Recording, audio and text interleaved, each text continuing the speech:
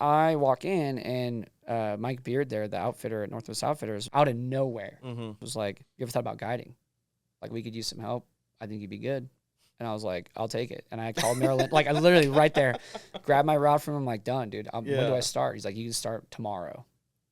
So I started in the shop and I called Merrill Lynch and I was like, "Hey man, sorry, I got a better offer. I'm going to be a fly fishing guy." I'm going to make way more money being a fly fishing Well, guy. dude, to be fair though, the guy that offered me the job was like, "You made the right decision."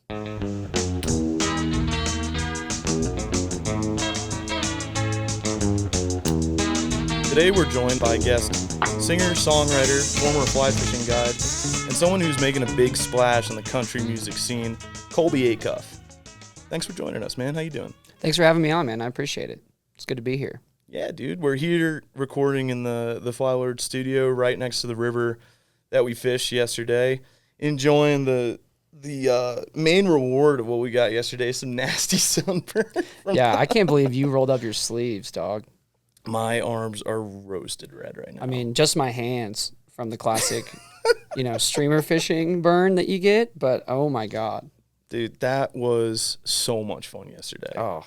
Like, in terms where we fish, we're not going to talk about the river, obviously. We like to keep these names pretty sacred, but what I really, really loved about yesterday, which can be a segue into you maybe introducing yourself to our audience here, but that we got to the river, which is typically known for nymphing, small, very technical, very small bugs and whatnot.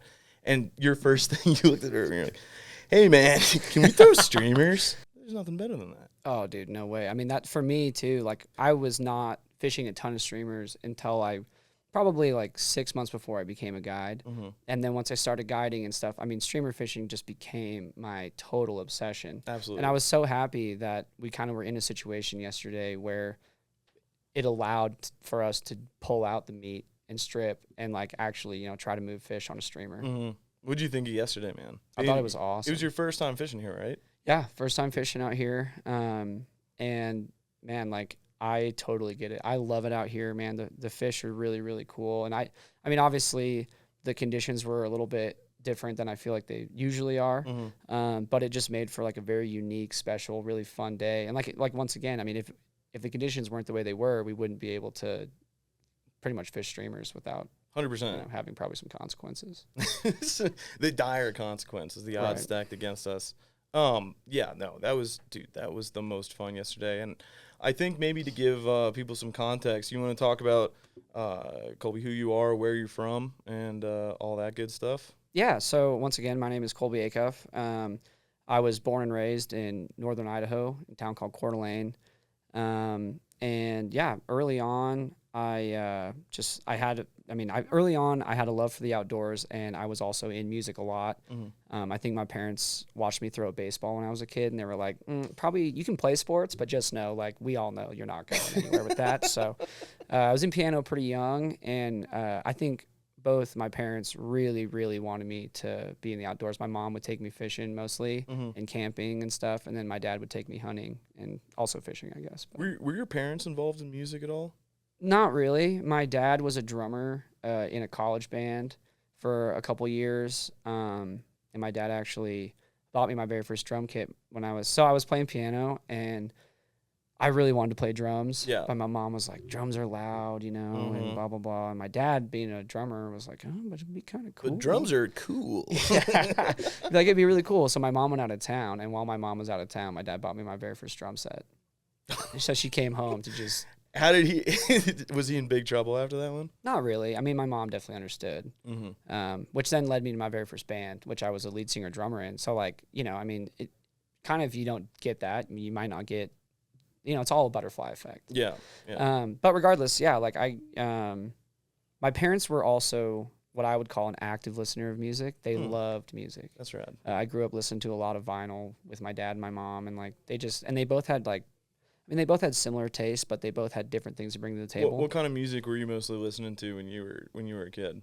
When I was a kid, my dad loved 50s rock and roll, Motown, outlaw, country, and big time old bluegrass. So like, I grew up on a ton of Flat and Scruggs records and stuff that I just love, still to this day. Like, I think I love banjo music. A lot of people, it's a hit and miss thing, but I absolutely love it. But then my mom, like probably the very first record that I knew front to back, and I could sing the whole thing was my mom had this like Elton John greatest hits, and it was like 32 songs. Nice. And I'd just sit in my room, and I had this little tiny karaoke machine, and I just put in the CD. I just sit there and sing to the songs every single day. So, I mean, I was always surrounded by music, and I think at a young age I found a big love for it. Yeah, especially it sounds like, I mean, the influences that you just talked about can be very show that they're correlated to. Oh yeah, what you're creating now. I think when you look at like Elton John, his biggest thing, one of his biggest things that he was known for was his ability to write music. I mean, it was incredible. Other than the pitch matching and being, having essentially a photographic memory for music, he was able to really put some amazing words down, and that's where you got your specifically start. His melody, because Elton didn't write any of his own words. Oh, really? Yeah, he had another guy who wrote his words. Oh, that's right. Yeah. That's right. Yeah, they had a big Barry falling Toppin, out. I believe was his name. Yeah, but Elton John's melodies Mm-hmm. are so strong, and I think like a lot of my melodies are like the country version of Elton's stuff. And actually, Elton he wanted to get into the country space. Right. He has that Tumbleweed Connection record, which is his country record. It's one of my favorites. I've never. It's very slept on. Like nobody knows it. Oh, I'll have to listen to that. But it is. I think it's a brilliant country record, especially for that time. It just doesn't. It sounds so modern. Right. Like in a good way. Like it sounds like the stuff that I would listen to today. But it came out I think it came out in '79. So. It's sad to think, man, that the barriers of the time prevented that from probably being a staple of country music, because that could have been cool. Forever, it was controlled by the powers that be. I'm not saying any names, but powers that be that kind of controlled radio play and so on and so forth. And you'd get lucky if there was maybe 10 bands signed to a major in 5 to 6 years. But now it's great because the people have the power to decide who gets what and what goes where, which is a good thing and a bad thing, I think. It allows for, multiple things. I think sometimes music education as a whole, I think as a society right now, this is going to be a little controversial, I guess, but I think music education per person, not like people who are educating music. Sure. But I think your standard person on the street, it's a lot lower than it used to be. People don't less people play guitar or any instrument than ever before. But people love music now probably more than ever. Wow. They love it, but they don't know how it works. Yeah. And that's fine. But sometimes there's bands out there that I think are super talented, musically and everything, but they just don't get enough love. Sure. Because, no one knows what that is. Well, it's a less involved process now. I mean, this wasn't even the case when I was younger, when we were younger. So much so, we got to witness kind of the tail end of it. But I think the separation of the process in listening to music has created a really big gap between audiences and musicians that's only spanned larger and larger over the year. Because it used way back when you had to go to the store, you bought the record, you came home, you put it on the record player, you either put your headphones in or it played out loud, and you sat on the floor or your bed or whatever, and you listened to it. And that was the activity. And now I feel like, especially, I mean, we got to enjoy CDs, which was great, because ads and all that good stuff. I remember my first Walkman. Yeah, dude, I had a Walkman. My favorite thing ever, dude. Yeah, I think my very first CD was From Under the Cork Tree, Fall Out Boy, and I would listen to it on my Walkman. Well, we're, especially being guys in our 20s, I feel like the people who are just slightly older than us have a way cooler first CD. Mine was All American Rejects. Yeah, dude. And it checks out. Someone's like, mine was Nirvana. And it's that was really cool. Yeah, actually. That's way cooler, dude. But yeah, the process has been kind of removed, where it's now and we're guilty of it as much as anyone else. 100%. You throw it on your phone, and it's a compliment to what you're doing, whether you're working, you're walking, you're driving, you're, putting it on just for background noise. The not to go too deep into the rabbit hole of sounding just like a, man yells at sky, but it's not the activity anymore of listening to music. I think it's very seldom that you find people downloading a song off Spotify and sitting, no phone, no nothing to distract them, just sitting there and just listening to it. Dude, totally. And, to go off of that as well, you have the most amount of music being released every year over year. Like, it is insane the amount of saturation, because people, like, one, the consumer now has a lot of control, which is great. It's awesome. It's the best. But they want, like, they're a classic consumer. They consume and then they want more.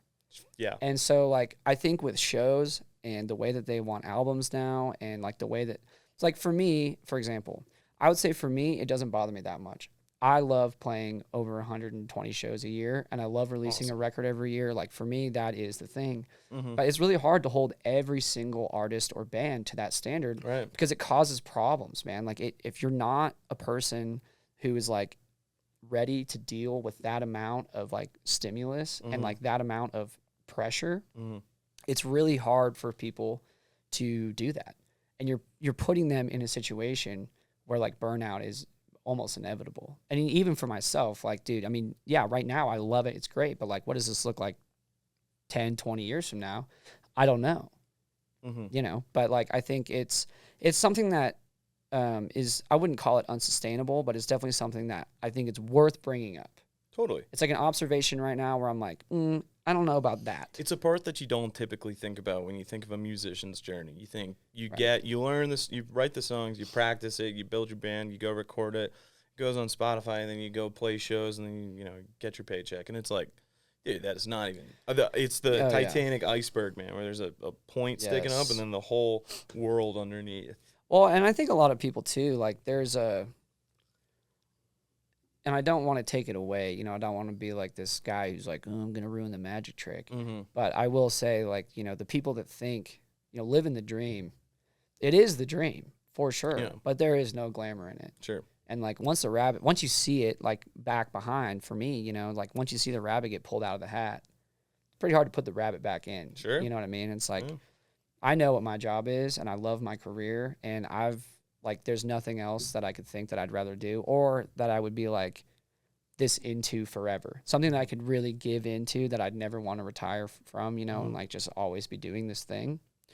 But yeah, I mean, like, the people, it's like, when people come to shows, I usually come out at the merch table, and, you know, probably every show there's at least 2 to 5, you know, younger guys who are like, hey man, like, I'm trying to do this thing, or, you know, or girls or whatever, you know, they're asking for advice. And I always say, like, well, first of all, you need to decide if you really want to do this, because once you put something out and it takes off, you no longer own that thing. It belongs to the public. Yeah. And they will work you like a rented mule. I mean, and they will, but that is what you should want. If you just want to be famous, there's a lot of other ways to do that. But if you want to make music and you want to share songs with people and you truly want to give them that power, dude, then start grinding. Play every show you possibly can. Play your cousin's 5-year-old birthday party and play for free for a year. Yeah. You got to play a lot of shows before you end up doing anything that's even cool remotely. Like, my first cool gig that I can think of is I played this coffee shop, and we put, like, it holds maybe 50 people, but we put 75 in it, and it was the most beer they sold that entire month. That's, like, my very first show. That's a rad accolade. Oh, this is really cool. And it was my show, and it was just me and an acoustic. And it was in college. But I've been playing bars since I was 11 years old. Yeah. So that took 7 years. Yeah. Yeah, it's a long, you don't get to just write your first song and then play the Super Bowl. Yeah, no one just arrives. Yeah. You know, people are like, oh, this guy came out of nowhere. It's like, well, no. No, I mean, he's been playing bars for the last decade. Yeah. Because, grinding, suffering, living in a double wide. Yeah, I mean, I will say, like, even with, you know, like, TikTok can blow people up overnight. Sure. And that definitely works. But you're still in another whole mess of that you didn't sign up for. I think it's the same journey either way, because if you have the listenership overnight, your very first show is probably in front of 2,500 people and you've never played a live show before. Yeah, you're going to collapse. So you got to figure out the live show portion now, and you have this immense fan base that's just, like, frothing at the mouth for you. So there's a struggle either way. Whether you start with the live show and you end up arriving with the listenership later, or whether you get the listenership first and then you end up with the live show later, doesn't really matter how you get there. I think it just, whatever you do when you get there matters. Dude, this is amazing. We've reached such a amazing, like, point of, and I feel like this is going to happen a lot, so I'm going to reel us back in. That started with, what records did you listen to as a kid? Right. I could tangent. Oh, dude, sure. the wisdom of Mr. Acuff here is the bar, it's bar why wisdom, here. whiskey wisdom at best. Whiskey wisdom, but kind of reeling back in. I mean, I think what we really want to do is explore your life and see how it's progressed and brought you to where you are, because you're a very rare circumstance in this community, in the fly fishing community, where I think there's a couple folks out there who kind of fit this bill, but we're very grateful to have you be kind of the first guest on this show, because it's the perfect way to bless the ship before it sails out. We're chucking a bottle of champagne at the boat. Bottle of hot Jameson. Bottle of hot Jameson that's been sitting in the tour van for the last week. But you are someone who comes from a fly fishing background, who's now solely kind of in the music scene. So kind of going back to even your childhood, what kind of stuff did you do outside as a kid? How did that progress into fishing? Well, I mean, I think I kind of always was fishing. I grew up, once again, like Coeur d'Alene, Idaho it's like 40 lakes within 40 miles of my hometown. And there's a lot of rivers as well. And I grew up on this smaller lake called Fernand Lake, and I spent a lot of time fishing, like just doing crappie fishing, cat fishing, bass fishing. And then I spent a lot of time with my mom up on the Coeur d'Alene River trout fishing. And then That's awesome. When that kind of went to fly fishing, like once I got that bug, there was no going back. Yeah. I spent like every waking second from the time I was 13 until probably I was 24 that I had free. I was on a river fly fishing. How'd you pick up fly fishing? Where did that come in? A good buddy of mine had... Basically, his dad had taught him how to fly fish, and he was like my fishing and duck hunting partner that I've hunted with forever. And, he was like, dude, come on, let's go up. I'll take you fly fishing. Because I wanted to learn. I mean, I was really intrigued. Yeah. And so then he kind of taught me the ropes of it. And then every time I was up there, with my mom camping, I would spend 8 to 10 hours a day just trying to catch one fish on a caddis, even though there's mayflies hatching and, whatever. Yeah. But like that first fish that you catch, it should be struggled to win. Oh, it's the best feeling. Yeah. And I caught mine on a dry fly, so I was pretty excited, and I had no help. It was just like, well, I shouldn't say that. He gave me the knowledge, but then like the next time I was out, it was just me, and I was like, I'm going to go catch a fish. And I sat in the same run. They were just sitting there sipping in slack water on a little tail out all day long in the middle of July or whatever the hell it was. Amazing. I just casted to all those fish all day, and finally one was dumb enough to eat my stupid drift. That was like, it's terrible, but that's what started it, and then my very first dream job was to be a guide. Yeah. It's like I did my senior project in high school on being a fly fishing guide. What was the thesis there? Like, what were you talking about? The thesis, my paper was actually about how the Coeur d'Alene River had restored all the trout fishing, because the Coeur d'Alene River drainage had got destroyed by logging and mining through just basically through all of 1900. Right. But then they fought really hard to get them back and like really try to preserve the water, because there's no dam. It's a wild native cut with a completely freestone river. Sure. So like, and cuts are really susceptible to like low oxygen, high heat. It's scary, dude, how like fragile those fish seem to be. I mean, they're the canary in the gold mine. Yeah. Yeah. Indicators. So like, if that fish is doing well, then that river is healthy. And then I can't remember when they did it, but it was sometime I think in the early 2000s. I want to say like 2010. They passed completely catch and release on the cutthroat. That's awesome. And it just skyrocketed. I mean, because the bull trout went extinct a long time ago in that river. And so that drainage, the apex predator was humans. But then once they got rid of the catch and release, the apex predator became the cutthroat. They started the catch and release. Yeah. And then it got so good. And man, I remember probably 2015 was a low water year and it was pretty tough. But I remember like 2014, 2016, probably 2018 and 2020 to 2021, some of the best fishing years I've ever had on that, small local river. Yeah. So you're writing this thesis, you're putting this out. Oh yeah, sorry. I was in high school and I was writing this paper anyway. But yeah, I wrote this thing. I did my presentation on like being a guide, and my hours were spent in the fly shop and then also on the river. Were you guiding in high school at all? No, Okay. I didn't guide until I was post-college. Really? What Yeah. brought you to that?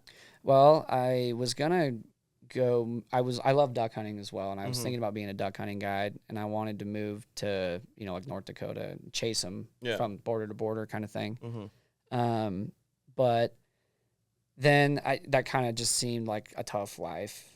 Like, shout out to all the duck hunting guides out there. You guys are working your ass off. Beasts. And That is a tough gig. And like, plus after I was a fly fishing guide, I was like, dude, I can't imagine half these guys with guns in their hands. Right.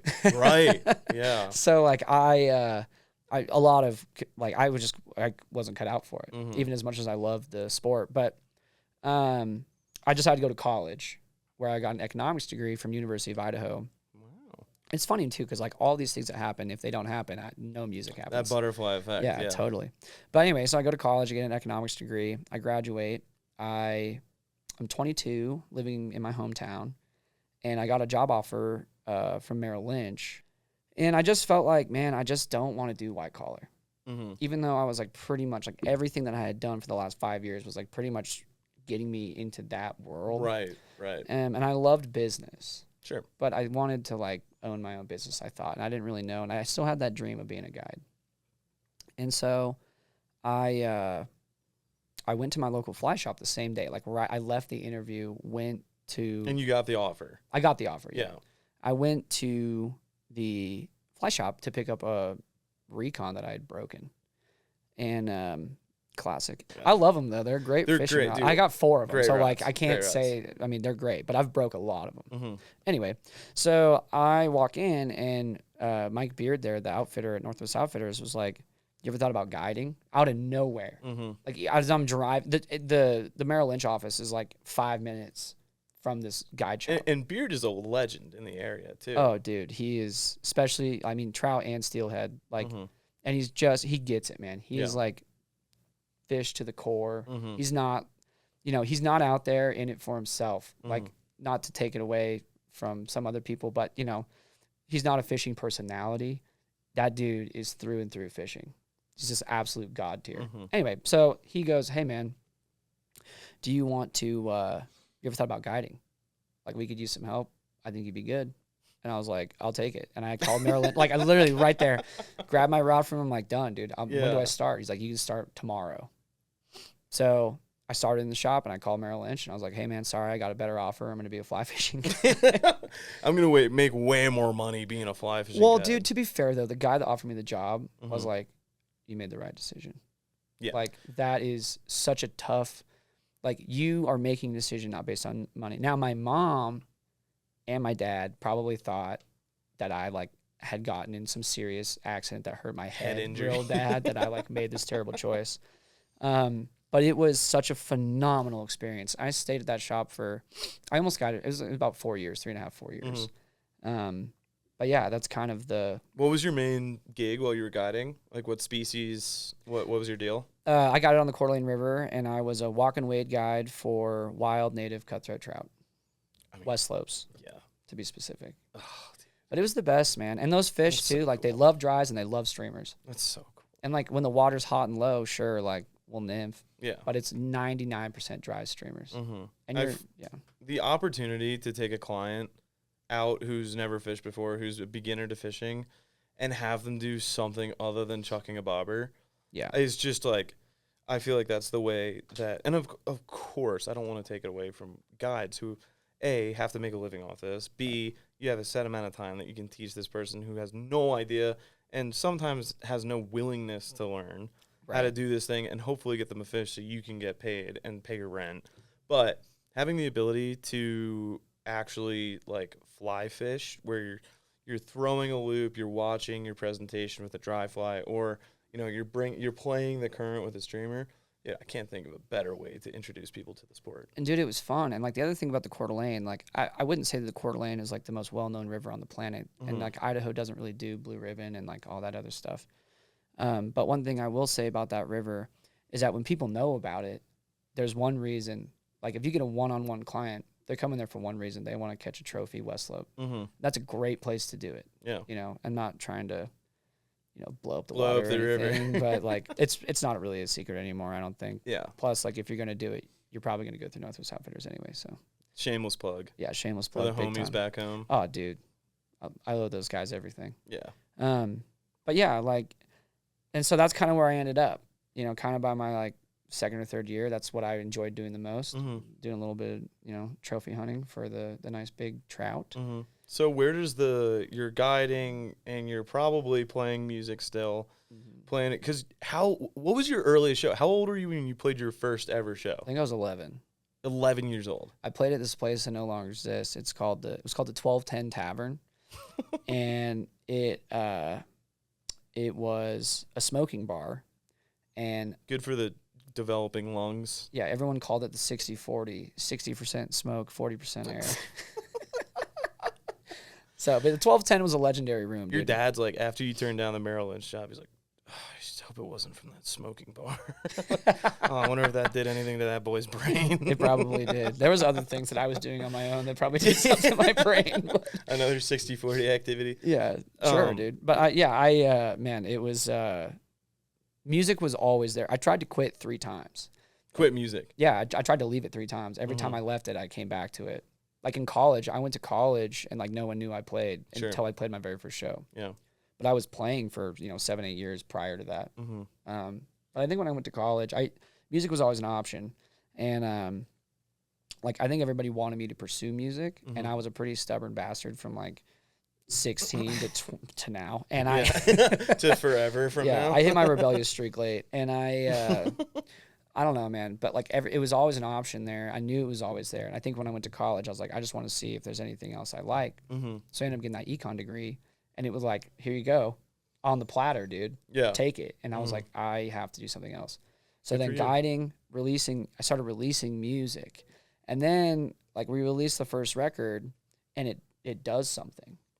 So I'm sorry, I didn't mean to stall you here, but releasing the first record, what does that process look like? Like you wrote the songs, you recorded them. Well, dude, the first record is kind of a joke because the first record, I had a bass player at the time, just me and a bass player, just a singer-songwriter with a stand-up bass. Sick. Weird combo. That's and sick. so I'm like, all right, well, we were playing a lot of shows. We were playing about 90 to 100 shows a year just locally. Wow. We were booking. And I was also guiding full-time. Yeah. So I'd guide in the morning, like through the day, and then haul ass, shower, get to the show, play. It's exhausting. Wake up at 4:30, go guide again, And, but the thing is like, man, me and my bass player were like, dude, we want to go on tour. Like, we want to get out of the state. And so we decided that we were going to go on like this 3-week run from like April to June and through like Montana. And so I was like just reaching out to everybody I possibly could to try to get shows. But then I'm thinking about it. This is like in October. Was that first record out yet? No, not yet. Okay. So it was when we were trying to go on tour, but like this is back. We're having the conversation after a show. Yeah. And it's like September, October, and he's like, let's go on tour. And I'm like, okay, like I'm down, but like I don't want to go on tour without a product. So let's go make a record. Nice. So I'm like, okay, how do I make a record? Like I know a couple guys who like maybe make stuff in their basement. Yeah. But so anyway, I have a buddy of mine who's about to get married, and I get invited to his bachelor party. Sick. And it's on the Coeur d'Alene River, and I have a guide trip that day. So I'm like, perfect. I'll actually be able to make this thing. So I'm driving down the river, and I go to the place. I pull up. I mean, I'm just a trout bum. I mean, I'm basically living in my car at this point, So I get out, and my buddy is like, oh, dude, there's a guy showing up here. Really good friend of mine. He went to Belmont. He just got home. His degree's in sound engineering. You guys should make a record. He's like starting a little, he's like going to make records in his basement in Boise. I'm like, oh, great. So he gets there. We talk. I'm like, dude, I want to make a record. Like, I'll call you in 2 days, and I'll be there in 2 weeks because I got to get it done. And he's like, yeah, dude, of course, His name is Kyler Darren. And so Kyler, I call him 2 days later, and I booked the session for 2 weeks later. Drive down there, and, like, we record the record called Life of a Rolling Stone. And it's, like, really just, like, I mean, I literally made it in my friend's basement in Boise, Idaho. And we put it out. And one of the songs on there was a song called Moscow Drinking Team, which I had written in college, and we'd played at the college bars and stuff. And it kind of became like a University of Idaho anthem for drinking and football games and also drinking. And so people really liked it, and it went all the way up to like the president of the university, and like it just ended up doing really, really well. Yeah. And I'm like, damn, man, like we have a chance here. you know, we actually can do this thing. And so Kyler he produced my second record, and he also produced my third record. And now he's been involved in every record process, but he also plays steel for us. Oh, so, no way. Yeah. So like that was a connection. That's sick. But it all just came from me being like, dude, do you want to just drive to Montana so we can also drink beer there? And like, that's kind of the, you know, it's funny how things end up coming to be. There's so many things, like just right place, right time, like doing something that at the time you just think has so little, like it's so insignificant or like such like a little consequence, but it ends up blooming. I also think it's something to be said about the river. And like, I don't want to sound too like I'm trying to be too preachy or ethereal or whatever you want to call it. But for me, including this job at Flylords came from randomly, just when I needed it most, meeting someone while I was fishing or on the river, or just happened to be, and it might just come down to coincidence. It might come down to the factor that it's a higher likelihood of meeting someone on a river fishing, because that's, you know, someone who's willing to help you out, because that's the type of spirit and personality that attracts people to fishing and will get them on a river.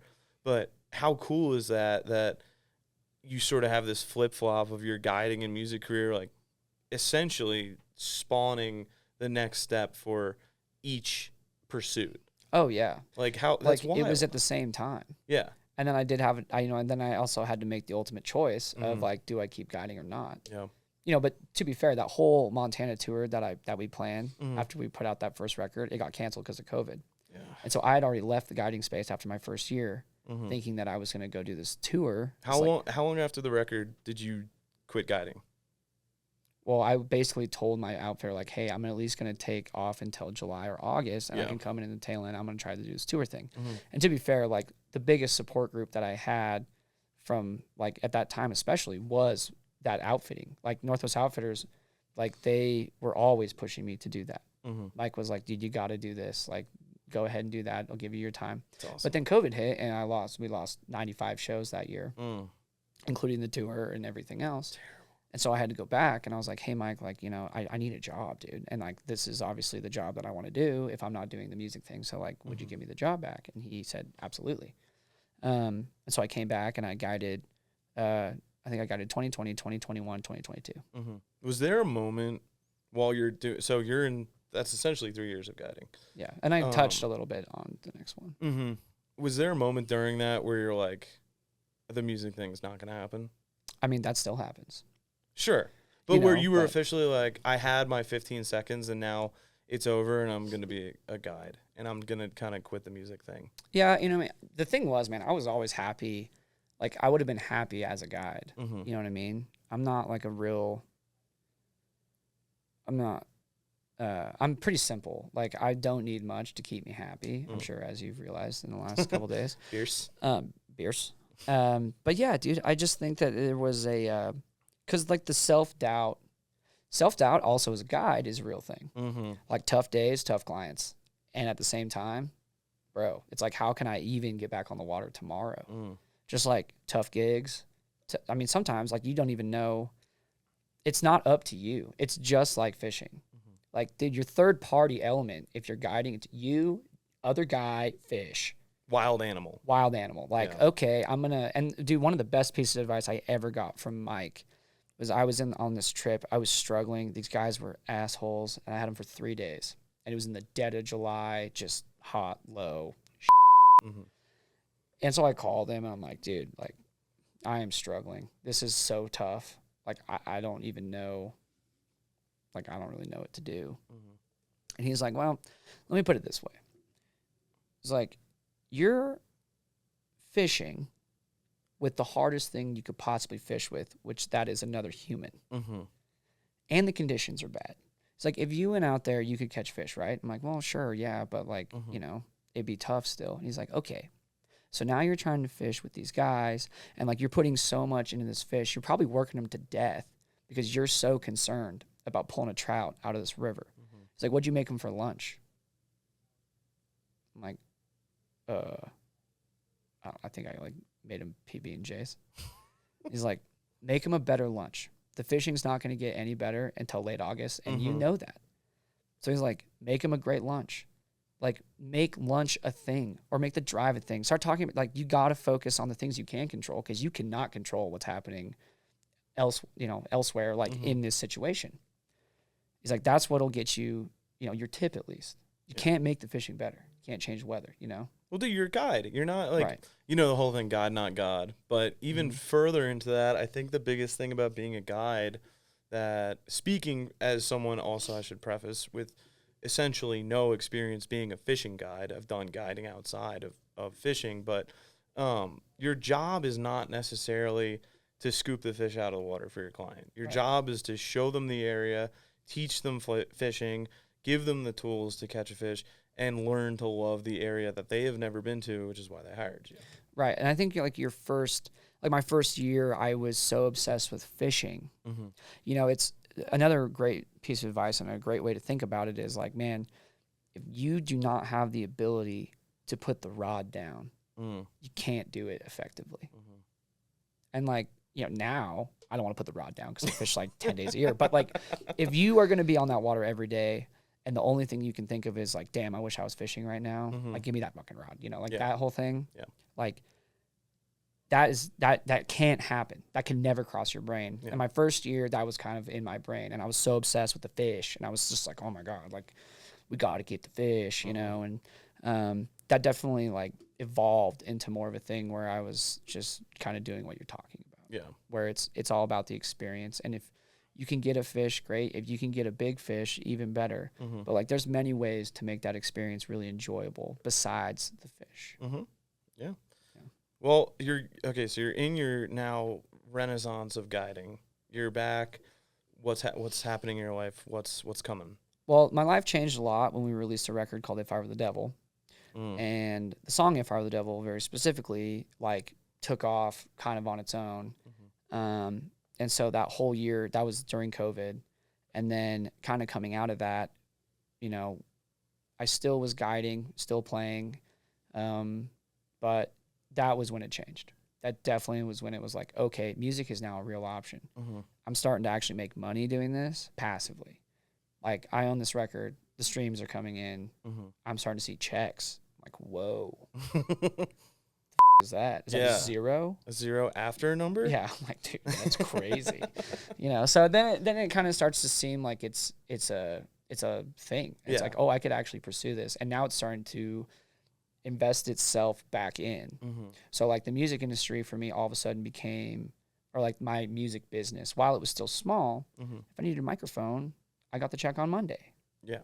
Now all of a sudden it became something that I could do.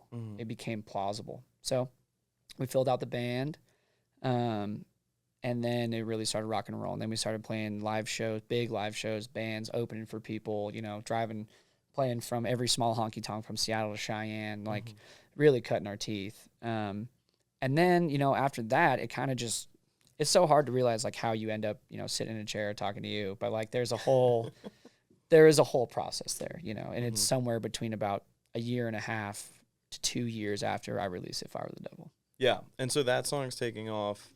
Can we take a pause from the lineation here? And so just to give background, that was the first song of yours I ever heard. And the one thing that stood out to me, I was definitely like really I really liked alt country, the classic, the Childers, the Coulter, all those, smaller guys at the time, Sturgills, and who I can't say they were small, but I was also diving into, different sects of country, falling back in love with 90s country, all that stuff. And then I had your song pop up as like a suggested song on Spotify and heard it. It was like, this is unlike anything I've ever heard before. And the thing that I always listen to in music, which everyone has their own thing that they like, but is lyrics. Right. What brought you to making that song? Like, what was the process of writing that song? What inspired it? Can you just kind of give me like the report on how that song came to be? Yeah, man. I mean, once again, like, there's not a lot of romance in it, unfortunately. Here's what happened. I just canceled all my shows that I was just talking about, and I just went back to guiding. And for some reason, I decided that I was just I had a day off, and I made some breakfast. And I was like, I'm going to turn on the TV. So I turn on the TV, and the very first thing that pops up is news. Mm-hmm. This is during COVID. So it's news during COVID was not a fun dude, thing it to was look like at. bad news, bad news, bad news, bad news. Terrible. And I was like, oh, I'm going Everything to was change the terrible. channel. I go to the next channel. It happens to be news. And it's like bad, bad, bad, bad, bad, bad, bad. I'm like, oh, God. Like, this is so depressing. Like, there's probably millions of people watching this right now, just like me, making breakfast in their underwear, thinking like, I'm literally never going to be able to do anything ever again. Yeah. And then I remember like the Paul Harvey speech that I grew up. There's a Paul Harvey speech called Fireside Chats he used to do. And he has one called If I Were the Devil. And I grew up listening to it. My dad would show it to me just because he was like, this is cool. Listen to this. And it's very much on the same premise as the song. So I sat down and I was like, okay, I have this chord progression that I wrote If I Were the Devil in about 25, 30 minutes. I remember as soon as I got done with it, I was like, dude, I'm never going to release this. Yeah. I was like, this is crazy. Why is that? Why did you think you wouldn't release it? Because it was just like not controversial, but it was just like pretty heavy. You know? And I was just like, I don't know. Like, I'm 22 at the time. You have Moscow drinking team. Yeah. And then. Yeah. I was kind of, I was like, I was just developing as, I kind of released music like Bob Dylan did, where like he has all these phases, but he never like really strategically like picked, like I have drinking songs. You can cry, drink, love to me. Like there's all this stuff that you can do because the discography of the songs, we don't just have like one thing. Like I can crush you with the song, and then also you can be like, dude, I want to drink beers now. Like, there's a lot of different writing of it. And it just comes through all the phases of me as an artist and a songwriter, and honestly as a person. But yeah, so I was kind of like, I don't know if I want to release this. I don't know if I'm like serious enough about whatever this is going to open. I don't know if I want it. Yeah. And then I hosted a singer-songwriters round, the very first one in my hometown. And I played it at the thing, and literally every single person that was at that show was like, when are you going to release that? When are you going to release that? I have to have that song, blah, blah, blah, blah, blah. So then I was like, okay, let's put it on a record. Not only let's put it on a record, let's make it the title track.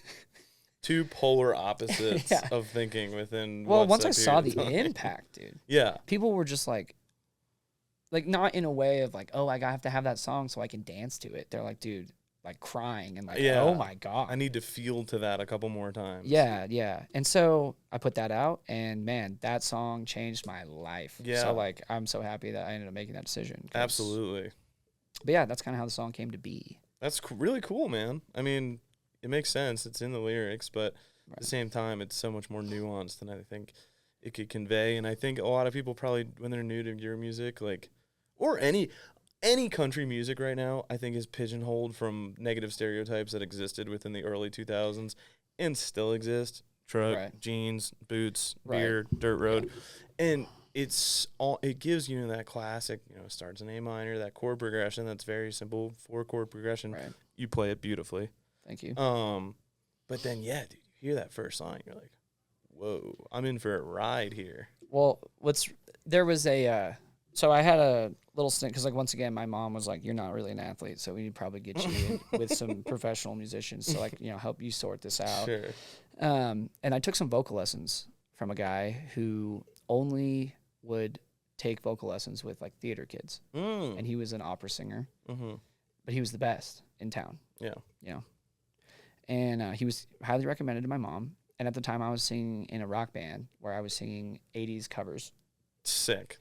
Not necessarily in theater. And on the, I'd play solo shows with my guitar, and I'd play like, Bob Dylan songs, Eagles songs, old country songs, And anyway, I show up, and he's like, oh, yeah, I took you just for like this one lesson. I'm just going to teach you how to sing. Sure. So we kind of did some stuff, whatever, And I leave. I get a phone call, or my mom does, I guess, and he's like, I'd like to have Colby back for a second session. Great. So I go in, and his name is Bill Rhodes, and he's like, here's the deal. It's like, nobody knows this, but I started singing in a rock band when I was a kid. And he goes, I like what's going on here, and I'm going to teach you how to do this. That's awesome, dude. And, we would, like, sing rock songs and stuff, and he was just super, super salt of the earth, great guy. But, like, once again, like, what is... like, if that doesn't happen either, like, what do I end up doing? Sure. Like, no. Sure. It's all about the direction stuff. So If I Were the Devil goes out, it's getting tons of streams across all that good stuff. You're starting to see checks. You're starting to see money. You're touring. You have your band. How's this all unfolding? What's happening? What led to the next record? Well, so tour is looking a lot like us playing bars still. Mm-hmm. We're still playing a lot of bars. We're playing 3 to 4 hour sets, lots of covers. We're sneaking in originals, because people are like, play If I Were the Devil. Like, I can't, what are you playing at this bar? I'm like, because this is a gig we got. Like, nobody, when If I Were the Devil came out and it started to smash, I mean, we were competing with a lot of releases at the time, but nobody picked up the phone and called me, which is fine. I don't, I know we were on the radar there, but nobody picked up and was like, oh, we're going to book this kid. Or like, it was early before they were signing people that were having viral moments. And If I Were the Devil really didn't really have a viral moment. It had a big moment on Spotify. Yeah, which is the place you really want it to have. Right, like, it had a decent moment on socials, but like really where it took off was the algorithm. People just truly loved the song. Yeah. So anyway, so we're playing these bars and like it's kind of a grind. It's big time grind, which everybody has gone through it. I'm not saying I'm the only person, So we're grinding and it's like a year and a half, and I'm like, okay, we got to do another record because we do a record every year. I was like, dude, I just want to make a honky tonk record. I just don't really care. Like, nice. It's definitely not going to have hits on it, but like, I just want to have a honky tonk record so I can say I have one. So we went down to Sonic Ranch in El Paso, Texas, and we cut this record called Honky Tonk Heaven. And it had a song called Bad Day to Be a Beer on it, which actually ended up doing pretty great, considering I made a record that was like, I don't really care if like how this does at all. Which is usually the opposite of what you want to do after you have a smash record. Right. I don't know. I really wasn't jumping on opportunity at that time. Yeah. But that comes out, and it keeps us afloat. We get into, like, probably May that year, and I get a phone call, and we start talking to some labels and stuff. But I remember, very specifically asking the label, like, hey, I know this isn't an offer, and I know what you're doing, so where do I need to be? Like, how much do I need to grow before this gets real? Right. Right now, you're doing a cold call check-in just to make sure that when I think about you, I go, oh, I remember they called me first, but there's no meat behind this thing. This is like, hey, we know you exist. We see you there. I'm like, I need help really bad. Like, I could really use some help. Yeah. So anyway, they told me what I needed to do, like where they wanted me to be. I'm like, we're never going to be able to do this. And so then 6 months later in July, I got a phone call that an A&R guy from Atlantic Records was going to come to my show. And then that Monday, I had a record deal on the table. And by 2 months after that, I'd signed management booking. I signed a record deal, not with Atlantic. I actually ended up signing with Sony. But basically in 2 months, my entire life was like, okay, now I'm moving to Nashville. I'm leaving. Fully dedicated, traveling, touring musician. It was like, bang. And it was kind of like, my first 3 records are completely independent. The first 3 years is everything is just like, I was the manager, the booking agent, like doing everything, paying for all the records, And so, I always say like, we have our 5th record coming out this year. And we've been touring for 4.5 years. But really, this is our second year with like some real backing. Of legitimacy. Right. Yeah. Yeah, of professional. Professional musician. Yeah. For sure. Did you, when you were touring the bar shows and you were doing everything, were you in the headspace of like, this is my job? Like, some people work a 9 to 5, I do this as my job. Or was it not quite there yet? Was it just like, I'm doing this building up to something that I hope it'll be? No, I was. I mean, I had an LLC. Like, it was my job. Nice. I was running this company the best I could. Yeah. By running that company, I mean Colby not making Acuff any money. I was. Investors are pissed. Yeah, I was like, please buy all the stonks. I was so broke, dude. Yeah. It was so bad, and but it was good. Like, money isn't everything. I always say, like, man, I've been broke a lot, and it's been great. You've never been poor. Exactly. Yeah, being broke and poor are 2 very different things. Absolutely. And I always knew I could play a gig and buy a hot dog, like Costco hot dog. Yeah, like, dude, I mean, I knew how to survive, and it was great. And I think my mentality was like, this has potential. This can go. I would just wait for the phone call. And I'm not a big, like, put your hand up and wait for someone to grab you and, like, take you off into the, existence that you want to be. But I am I was trying to be the squeakiest wheel of all time. I remember there was a guy named Charlie Stout, songwriter out of Texas, and I was talking to him, and I was like, man, should I move to Texas? Should I move to Nashville? And he said, you should probably just stay in Idaho and make as much noise as possible until someone pays you to move to either state. I was like, okay. He goes, but you're going to have to make a lot of noise because you're very far away. So that was our plan. Our plan was just to like trust the process, keep doing the thing that we know how to do, and hopefully it'll pay off. You know, our shows though, like when we would play like a headlining show that was not in a bar, we had a couple venues that would like really believe in us and build us up. We were selling 500, 600, 700 tickets. Like it was crazy the amount of people that we were moving. Like just now, like a second year on tour, we're finally starting to get to the point where we can actually sell a good amount of tickets from the Atlantic to the Pacific. You know, we can actually start to do the touring thing all around the country. Yeah. But the only way to figure that out is you got to drive from coast to coast every year to figure out where the markets are good and where the markets are bad. So like last year, kind of the Western White Pines tour, I'd call it, it was grind, dude. It was really tough. We were playing a lot of small rooms, like not selling a lot of tickets. You know, but whether it's 4 Colby Acuff fans or 500 Colby Acuff fans, the one thing I love about our fans is they're real, genuine people, and they get what I'm doing. They love the music, and they're so, like, I don't know, our fans usually aren't, like, on a bunch of drugs, like, trying to fight and just, you know, they're always, like, really appreciative of the show and the songs and stuff. So, but, yeah, I always knew it was an option, but I think for me, it, you know, once it's just every time you hit a successful bump, you got 1 second to be like, that was really great. But every time you get a little piece of success or someone believes in you, it's a lot more work that you got to do. So it's like, hey, head down, let's go to the next one. Let's start climbing this ladder, start climbing this mountain. So after you got signed to your label, what did because I'm assuming you just said it was a major turning point in your life. Was it a big structural change for the band? Were you guys like, we're going to do things different, or was it just like, okay, we actually have some financial backing, let's go keep doing the thing we're doing? The biggest structural change was everyone moved to Nashville. And so that was an option. You know, it's like, hey, guys, here's the deal. Like, we have to go to Nashville if we want to do this touring thing, if we want to, like, see this out. I don't blame anybody if they don't want to go. My drummer and my keys player, they have wives, and they both have 2 kids.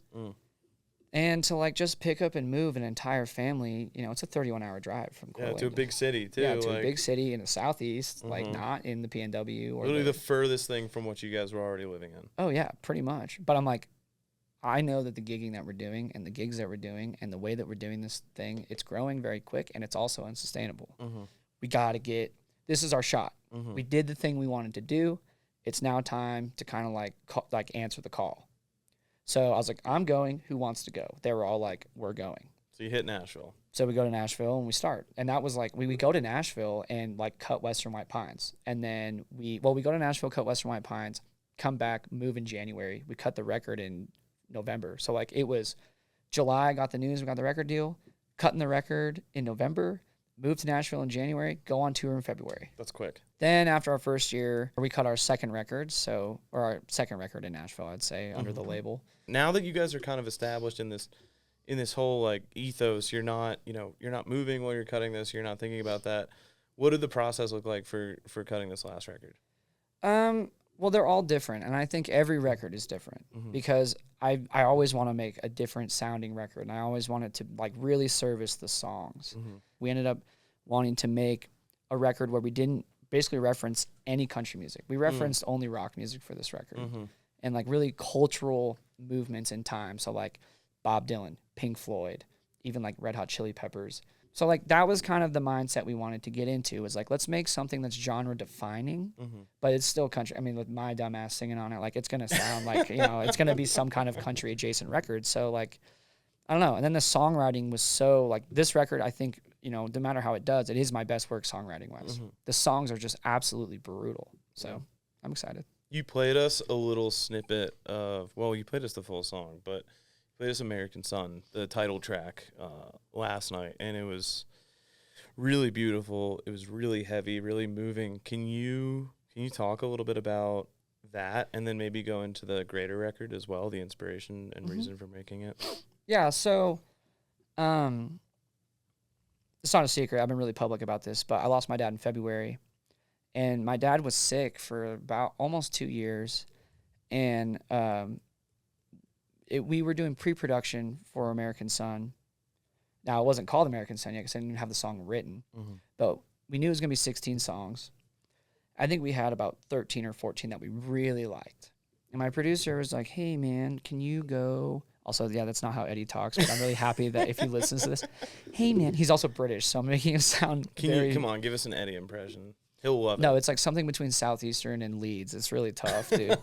But he's like, hey, dude, you should go home. The only song that we're missing, he's like, I finally figured out like this like big pivotal piece of time that we're missing is like we need something that's like times they are changing. So why don't you just go home and write like the best Dylan song of all time? Very light ask. Right. Yeah. So I'm like, Jesus Christ. So I go home. Go whip one of those up. Yeah, go home it's like 3.5 weeks for Christmas. I go home for a long time, and I knew it was going to be my dad's last Christmas. And so I spent the majority of every time I was home with my dad anyway. We would just sit in the living room and just talk for 6 to 8 hours a day about literally anything you could possibly think of. But as you could probably guess, my dad was a pretty thought-provoking guy. He loved to debate and like have, you know, crazy conversations. And we talked a lot about his life and a lot about my life. And it's one of those things where I know it was so, I don't know if any, you know, this is a little bit down, but like if you've ever had the opportunity to talk to a man who is terminal, there is like endless amount of wisdom because there's nothing to hold back. There's no secret to keep, you know? And so like we would talk about all this stuff and about what his life looked like and what he thinks my life's going to look like and what I think my life's going to look like going forward. And also knowing that like, you know, the saddest part of the whole thing is knowing that this conversation, he doesn't know. He's not going to see the rest, you know? And so I end up writing the song American Son. And American Son, to me, it is a personal song to me. It is a question that my dad is asking to me. What are you going to become? What are you going to do to better the future for this country? You know, what are you going to do as a man? How is it going to look? And then it's also a song that I'm willing to give to people because I want to ask America as a whole, what are you going to do about the situation that we're in? And it's not about left and right. I'm not a polarizing person. But if someone landed here from another planet, it would take them 3 seconds to be like, you guys this up bad. Yeah, it's bad here. This is not good. No. And someone's going to be like, well, it's because of these people and this and that. And he's going to be like, no, it's because all you people suck. Like, you're really bad at being on a planet. Yeah. Like, you know, and humans haven't been around that long. We haven't had technology that long. We don't know what we're doing. We're flying blind through this thing. Yeah. And it shows. And I think, you know, something like art and music is a really great way to have a third-party voice to ask that question. So the whole record is kind of like that. Yeah. You know? Creating discourse. Yeah. Just like start a conversation. And don't hate so many people, for Christ's sake. Like, my God. Yeah, everyone's pretty, for the most part, there's redeeming qualities to most people. Right. But everyone gets so chested up about everything. Oh, there's so much ego everywhere, man. Yeah, it's true, man. And like a song that we just released is called Better Days. And that also begs the question of like, where are we going? Yeah. Are we getting further from now? And the song isn't the sentiment isn't like, oh, are the good times really over for good? You know, It's not like, oh, it used to be so great, because it wasn't. No, it was like, never that great. Right. But it's just like, where are we going? Yeah. Like, are we getting further from the point? You know, and so there's just, you know, a lot of that stuff. And there's some story songs on the record too. You know, the 4 main pillars though for the record are mental health, state of humanity, hope, and love. Yeah. Because if it's just the first 2, it's just going to be an absolute brutal. Like, no one's going to be able to get through it. Why mental health? Mental health is really important to me. I've lost a lot of friends to suicide, somewhere in the double digits for sure. Low double digits, but double digits. And finally, it was over Christmas break, and I'd gone to it was in that same kind of time frame. And I think it was actually the year before. It's probably right when my dad got diagnosed. And I went to the bar, and I saw a buddy of mine that I hadn't seen in a long time. And I was talking to him. We just had a great night. We were drinking beers all night. It was perfect. It was great. And then a year later, I'm home for Christmas, and I find out that he committed suicide. As soon as that happened, I was like, dude, I'm just going to have to, like, I have to start talking about this because it's happened so much in my life. And not that I didn't want to talk about it, but just like, you know, inspiration for something that dark, it's got to almost be like, you know, the last straw on the camel's back. Like, it has to be like so, because you're going to walk down this path. you're opening up a lot of doors for yourself too. You start talking about like that, you got to be really careful about what kind of mindset you put yourself in when you're writing those songs. Because I'm also not a guy who's just going to be like, oh, I'm going to just mention this thing. No, I'm going to write 4 songs that are like, hey, let's look at this. Look at this for 4 minutes. Yeah. Yeah. Yeah. So the first single that we released for this project was called Scared of the Dark. Right. And that is, when I first wrote it, it was called Personified Depression. And it is exactly like the very first line that I had written for it is not the line that it is, but it's like, I am just an atom. I was trying to start as small as I possibly could. And so then I ended up with, I am just a thought. Ooh, like that is how it always starts. It's something that you probably suppress, like sadness and stuff. You suppress it for so long, but it's just like, he's just there. You're wrestling with your own morality and mortality. You start as like something as small as a grain of sand and it grows into a beach. It's like, I'm just a thought. I'm a dark space in your mind. I'm like, but the saving grace of that song is the chorus and the final verse, which is like, please let me help you. Like, if you are struggling, call. If you know somebody who isn't doing well, call them. Yeah. Like, because I had a friend who I went to college with him. We were really close. We would jam a lot. And after college, I knew he was struggling, and I was busy thinking that I was, running my business into the ground. And I was really focused on everything that I thought was important. And he called me. He was living in San Diego at the time. And he's like, hey, man, like, I just want to talk. And so I talked to him for like an hour, and I could tell he wasn't doing great. And he was like, I just have no direction anymore. Like, I don't know what I'm doing down here, like, blah, blah, blah. And I said, well, I'm sure you'll figure it out, man. Like, he's like, I think I'm going to move home. I'm like, I think that'd be great for you. You got a lot of friends down there in southern Idaho. Like, and then, let me know when you move back. I'll come down and see you. Yeah. I mean, he moved back to Boise. It wasn't even 10 days later he killed himself. And, like, I did not see what that phone call was. Yeah. I should have flown to San Diego immediately. Yeah. You know what I mean? So it's all that kind of stuff that brings me to making, the 4 or 5 songs that are on this record, which aren't enough to solve this problem. But it's an outreach. It's a tool that people can use. I just hope that I know for a fact that my song has helped people not pull the trigger. Yeah. And so if that is like, if that's the only thing I ever did in my life, if one person listened, if I had one monthly listener and they listened to the song one time and decided not to do that, that's literally worth doing it over and over and over again. It's worth making music for the rest of my life. Yeah. So that's what I hope for this record. I hope it has a deep impact on people. I don't give a if it's on Billboard. Like, I just hope that it helps people. I think it's a beautiful thing, man. It's a noble cause. It's a taxing cause too, because I think a lot of people avoid either making that phone call or receiving that phone call. And you hear the stories over and over and over and over and over again. And you even had a similar one where it's like, I was so caught up in my own life and my own that I thought was heavy. And it typically is. It typically is heavy and seems like life or death while you're in it. And then you don't realize that the people around you are asking, they need you to throw them a life preserve. They need the help. And this is a beautiful thing that will be, you have a platform. Right? How many times has anyone talked about this, that if you have a platform, you need to utilize it for not just income, not just making fun stuff that's going to prop you up in a career or in something like that, but you're now making something that will actually benefit the greater good. And it's eliminating the potential for hypocrisy, because I think it's easy. Yes. Very easy for a lot of, you see it all the time. Hey, look at a stupid Pepsi commercial for a couple of years ago. People jump up on a pedestal and they're like, the world needs to change. And that's it. Show me. Yeah, like, do something. What's your suggestion? Yeah. Doesn't need to be the answer, but God, play. If you're going to make the rules of the game, you have to play it too. Dude, one of my favorite quotes that it was at my dad's funeral. A guy who was like a son to my dad as well. It was like a brother to me. He gave the speech before I did. And the final thing he said in the speech was, I think to sum up Pat Acuff perfectly, this is perfect for my dad too. He said, don't tell me what you have, show me what you've done.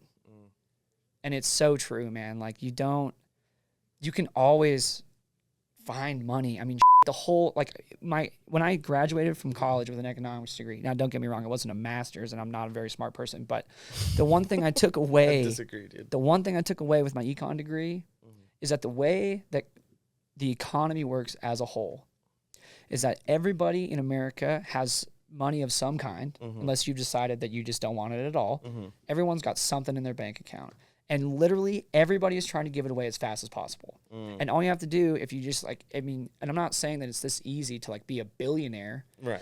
But I'm just saying if you're really down on your luck, you can find somebody that'll give you money for something. There's always money somewhere. You know what I mean? But to have money be your number one factor for everything, it takes away from everything else. And then if you want to tell everybody how much money you have and you've done nothing for the benefit of anybody else, what is the point?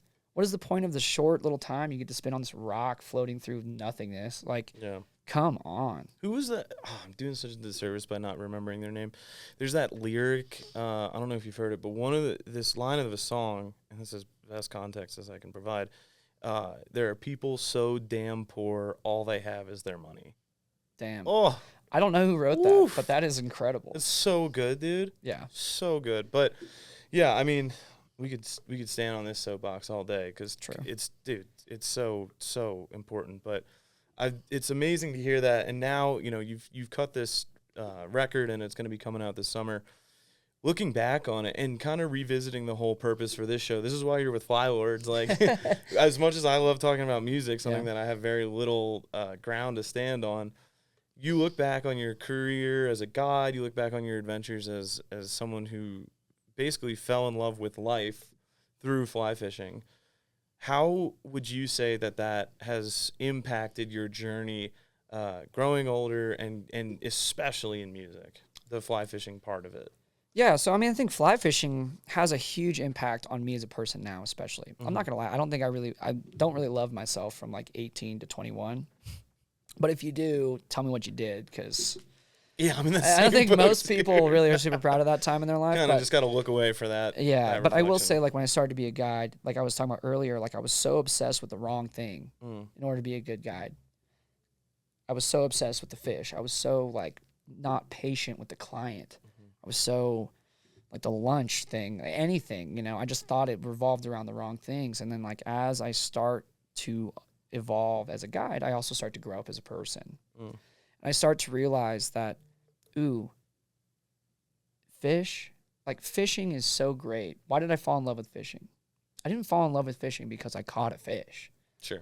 I loved the direction, the challenge, the thing that it was, and then just being outside, like the overall experience I've had with all my friends growing up, chasing trout from all over Montana, Wyoming, Idaho, Washington, you know, and then like, I think the observation of fly fishing is so important. When you're a guide and you walk into a run, it's like, you know, you kind of know, you fish that same hole every day for a month or whatever, or maybe every other day, but you know kind of where the fish are. But what you want is the hatch. You're looking for other things. Now your client is just looking at the river. And even if there's a fish there, he couldn't see it anyway, and everybody knows that. And so he's looking at the water and he's like, look at water. Look at all this water. And I'm like, sick, sure dude. is moving around. And I'm like, we got about 20 minutes until the hatch, and I can tell because there's birds flying around. And I'm also not telling like, I'm not some fish guru by any means. You know what I mean? But you know how to look for the signs. Pretty basic ass guide. You had training. Very basic ass guide. But I knew that, like, when I walk in the run, I know he's looking down and I'm looking up. You know what I mean? That kind of thing I would have never done just as a fisherman. I would have never done that my first year of guiding. But, like, as the evolution happens, you're observing and adapting, and, like, you're always looking for the small minutia. Like, when you're dry fly fishing and they're super picky, you know that trout is just sitting there. He's not going to move a ton for food if he's got a perfect lane. If you sit in a foam line, especially on the tail end, and there's, like, a rock in front of him, let's say, and there's, like, a little swirly-doo, whatever those are called. The swirly-doo. Yeah, like an eddy, like a very small eddy, like the size of a quarter. You know what I mean? Yeah. Well, if I'm watching that fish and he only comes up when an ant drops down into that thing that's the size of a quarter, that means you have to put it there, or else he's not going to see that as food. Yeah. So yeah, you're like asking this guy, like, hey, dude, like, how many times you fly fish? He's like, my first time, you know. And you're like, okay, I need you to put this really small bug that you definitely cannot see. Mm-hmm. I need you to hit this like foam line, and I need you to mend it perfectly so the drift gets you right here. Mm-hmm. Like that kind of thing in fly fishing transferred really well to me into real life in music. It's like, okay, it sounds very hard. It sounds impossible. Like I need to hit a penny from 100 yards away. Right. But I know I can do it. And I don't have to do it first try. And even if I sting the fish, he'll be there tomorrow. Sure. So like it's the whole thing of taking it really seriously, having a really hard goal at the end. You know, you're trying to do something. I always say like try to be undeniable, and the best way to do that, the only way to be undeniable basically, is to prove that something is not impossible, it is only improbable. So you have a really hard goal that's pretty far away, and you have to try a lot of times to get there, but your ability to observe and adapt, to learn to be, and like quickly to do it, you know, kind of ends up getting you there quicker, I feel like. Or like at least it's a solid plan in my mind. Yeah. It like works for me. I've done it for a long time, and I feel like that's kind of our slow growth strategy that we've always really leaned on. There's light at the end of the tunnel even if you can't see it. Yeah, we lean on failure heavily. Like as soon as I can't wait to fail next, you know what I mean? It's like, you know, the failure part of it's great. I fail every day, you know what I mean? And like failure is a very strong, wide berth for it. But I think, you know, failing every day is a big part of just life. You know, instant gratification is something that's plaguing a lot of people right now. And I feel like it's totally fine to just like take a breath, not take everything so seriously. I mean, for Christ's sake, I play music for a living, and like, that's kind of a joke in itself, but like, I don't know, man. I think it's, it can be as important as you want it to be, but at the same time, it's like, you got to take it, you know, have fun. Yeah. And I think that it's too, what you said, trust the process. And it's cool to kind of draw the similarities here, turn it into an analogy, which I know we were talking about. Analogy hit. Analogies are the best. Analogy, babies. This podcast is brought to you by Big Analogy.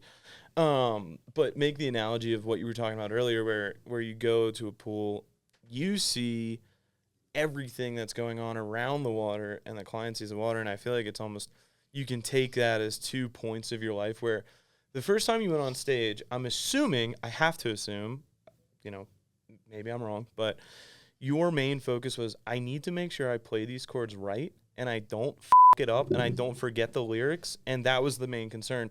And now you're playing the Grizzly Rose, great venue, amazing, 1,800 cap. 1,800 Yeah, we probably cap. won't sell it out, but I think it'll be a good crowd. You might, dude. But the goal there, you're not going into it the same way you used to, where you're like, okay, I need to make sure I hit that G chord really well.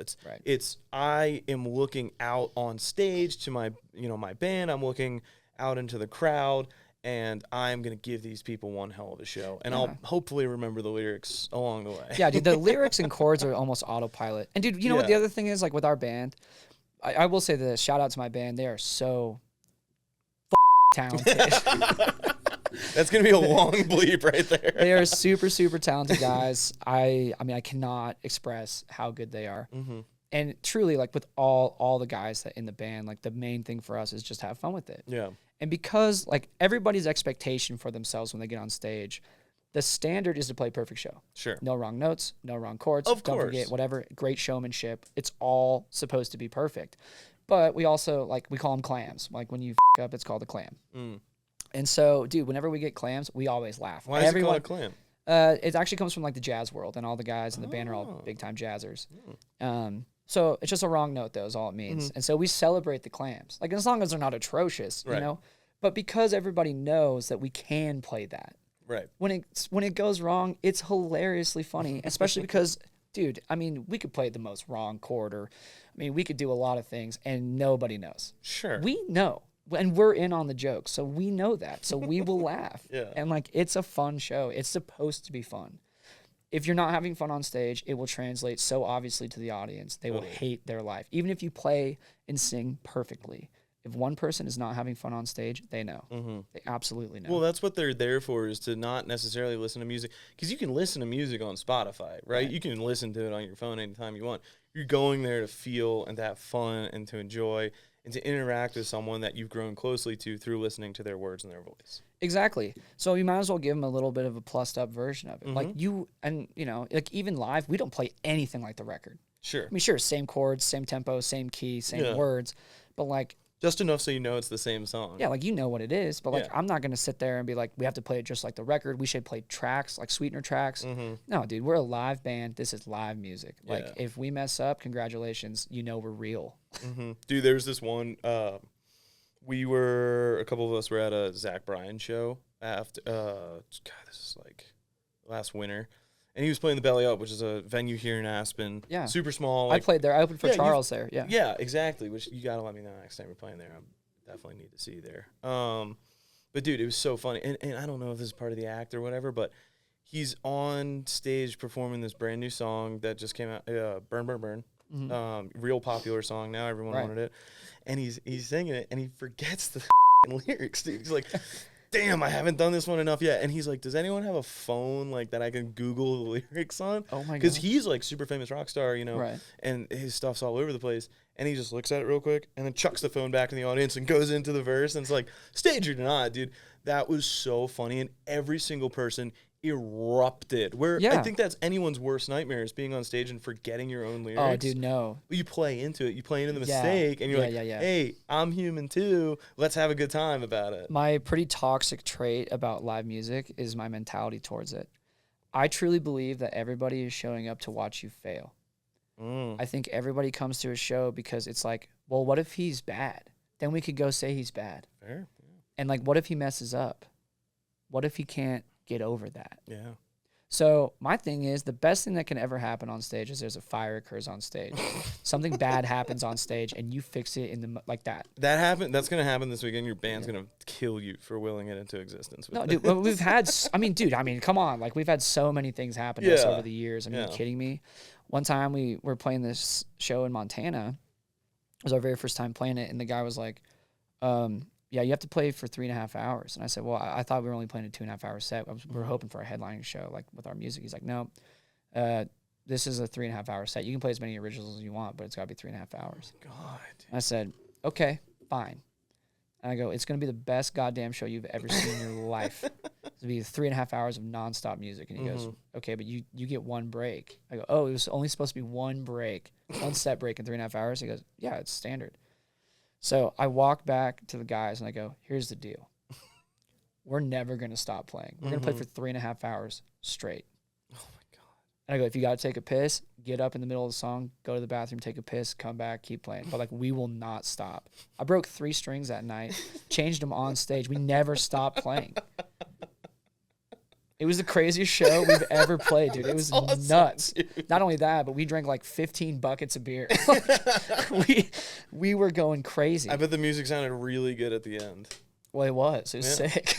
Oh, I mean it, dude. No, I'm dead serious. It was super fun, dude. It was like one of the craziest shows we ever played, and actually we ended up playing that bar a million times. That's awesome. The guy was like, okay, I get what your point is. Like, you know, next time you come in and do your own thing. And it ended up being like one of our favorite venues. But that's so rad. That's the kind of though that we don't get to do anymore necessarily, but we know what it's like to really face like some crazy stuff on stage where, you know, now it's like the biggest thing that's going to happen is I break a string, maybe someone gets in a fight, whatever.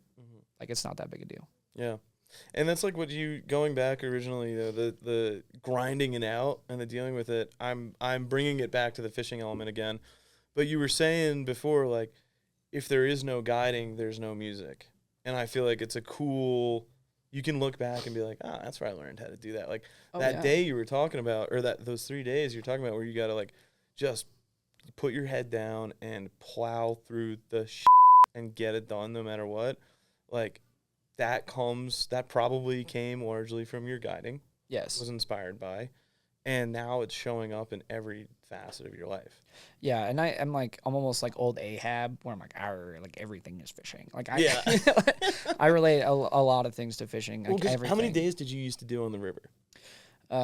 Guiding, I would usually be anywhere from 70 to probably 90, and then total fishing days, I'd probably anywhere from 130 to 160. Yeah, and now with music, you're doing that many Yeah. playing. Yeah, And how many it's days just are you totally doing fishing? Yeah, exactly. Less than that. I've Yeah. totally flip-flopped, man. Like, my fishing days are probably, like, 10. yeah, 10, if I'm lucky. Like, if Yeah. I'm lying to myself, which I Mhm. normally do, I'm like, 10. Yeah, dude, you're definitely Mhm. getting out there 10. But, you know, Well, depends. you canceled your flight. Well, they this canceled evening. it for me. Colby, to Colby's manager, he canceled his flight and is lying to you and told you that it got canceled because there was a fire at the airport. It's So unbelievable. we can go fishing after It's that. unbelievable, but it's true. We've kind of gone through your life's progression. We've talked fishing. We've talked music. We've talked everything in between. Is there anything that if, you have an open mic, I got the hot mic, to this audience that whether they're aspiring to be a fishing guide or aspiring to be a musician, what's something that you want to leave our audience with? Well, I think once again, like, I don't know if I can really talk on it too much, but one thing I will say is if you want to turn a hobby into a career, make sure you really love it, because the worst thing that can happen is you end up hating the thing that you love the most. That's my best piece of advice to give to anybody going into anything that they truly think that they love, and you got to be able to give more than 100% all the time. It's not a business that you get off days. If you want an off day, go work a corporate job. Cool, man. Well, give a plug. So what do Perfect. you want to tell the people? Well, once again, my name is Colby Acuff.